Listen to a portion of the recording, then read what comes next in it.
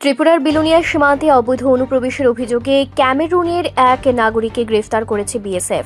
ধৃতকে আদালতে তোলা হলে 3 দিনের পুলিশ রিমান্ডের নির্দেশ দেওয়া হয়েছে। দক্ষিণ ত্রিপুরার বিলোনিয়া মহকুমার ঈশানচন্দ্রনগর গ্রাম পঞ্চায়েতের বল্লামুখা ভারত বাংলাদেশ সীমান্তে 43 নম্বর বিএসএফ ব্যাটালিয়নের জওয়ানরা সন্দেহজনকভাবে সীমান্ত অতিক্রমের সময় এক ব্যক্তিকে আটক করেন। ধৃতের নাম পিটার্স মোল্লা, তিনি ক্যামেরুনের নাগরিক বলে জানিয়েছে পুলিশ।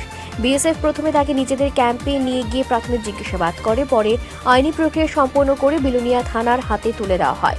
বুধবার তাকে বিলোনিয়া আদালতে পেশ করা হলে তদন্তের স্বার্থে 3 দিনের পুলিশ রিমান্ড মঞ্জুর করেন বিচারক।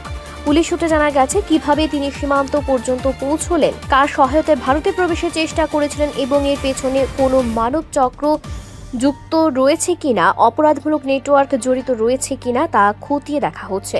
গোটা ঘটনার তদন্তে পুলিশ এবং বিএসএফ যৌথভাবে কাজ করছে। সন্ধ্যাবেলা আমাদের 43 ব্যাটালিয়ন বিএসএফ ঈশানচন্দ্রনগরের এক আধিকারিক পিটার্স মোল্লাস নামে একজন লোককে আমাদের কাছে হ্যান্ডওভার করে, যা উনি ক্যামেরুনের বাসিন্দা। উনি অবৈধভাবে ইন্ডো বাংলা বর্ডার ক্রস করে ভারতে প্রবেশ করেছিল এবং আমাদের কাছে হ্যান্ডওভার করার পর আমরা আইনি প্রক্রিয়া শুরু করি। ওনার এগেনস্টে একটা মামলা দায়ের করি, যার নাম্বার 44/2026।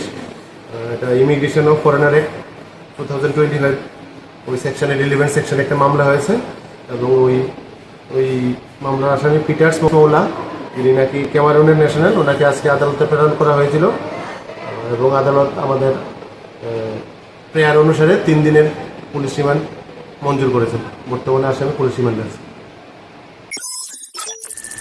রিপোর্ট সংবাদ প্রতীক্ষা।